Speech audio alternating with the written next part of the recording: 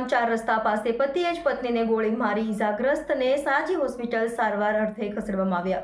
માંજલપુરમાં તુલસીધામ 4 રસ્તા પાસે પતિએ જ પત્નીને ગોળી મારી ઈજા પામેલ બેનને સાજી હોસ્પિટલમાં સારવાર અર્થે ખસેડવામાં આવ્યા। માંજલપુર વિસ્તારમાં આજે ચકચારી ઘટના બની હતી, જેમાં પતિએ જ પત્નીને ગોળી મારી હોવાની પ્રાથમિક માહિતી મળી રહી છે। આ ચકચારી ઘટનામાં પત્નીને કમરના નીચેના ભાગે ગોળી વાગતા ગંભીર ઈજા પામી હતી, જેથી ઈજાગ્રસ્ત મહિલાને તાત્કાલિક સારવાર અર્થે હોસ્પિટલમાં ખસેડવામાં આવી છે। મળતી માહિતી અનુસાર માંજલપુરમાં તુલસીધામ 4 રસ્તા પાસે આવેલા શ્રીજી ટેનામેન્ટમાં રહેતા નીલમ શર્માને તેના પતિ હરિન્દર શર્માએ પોતાના પાસેની બોરવાળી બંદૂકથી ગોળી મારી હોવાનું સૂત્રો દ્વારા જાણવા મળી રહ્યું છે। આ ઘટનામાં ગંભીર ઈજા પામેલા બેનને સાજી હોસ્પિટલમાં સારવાર અર્થે ખસેડવામાં આવ્યા હોવાનું જાણવા મળી રહ્યું છે। આ ચકચારી બનાવમાં એક યુવક પણ ઈજા પામ્યો હોવાનું સામે આવ્યું। મળતી માહિતી અનુસાર પત્ની ઉપર ફાયરિંગ કરનાર હરિન્દર એરફોર્સનો રિટાયર્ડ કર્મચારી છે। માંજલપુર પોલીસે હાલ તેની અટકાયત કરી કાર્યવાહી હાથ ધરી।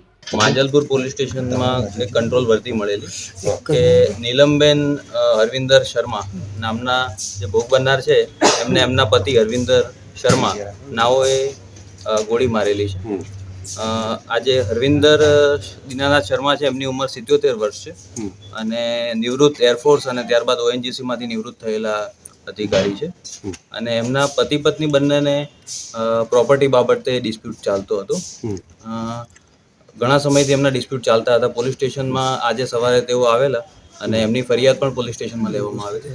ત્યારબાદ નીલમબેન નાઓ અહીંયા એમના ઘરે આવીને મકાનનો કબજો લેવા માટે પ્રયત્ન કર્યો અને એમના પતિ અરવિંદર શર્મા નાઓએ એનો વિરોધ કર્યો અને વેપન બતાવતા ફાયરિંગ થયેલું છે અને જે નીલમબેન છે એમને ઈજા થયેલી છે। એ સિવાય એક એમની સાથે જે તાળું તોડવા માટે એક વ્યક્તિ આવેલ એને પણ ઈજા થયેલી છે અને એમના સિક્યોરિટી ગાર્ડ એને પણ એક માઇનોર ઈજા થયેલી છે। તમામ SSG હોસ્પિટલમાં અત્યારે દાખલ છે અને પોલીસ ફરિયાદ લેવાનું અત્યારે ચાલુ છે। અચ્છા, કેટલા જણને ઈજા થઈ છે ટોટલ?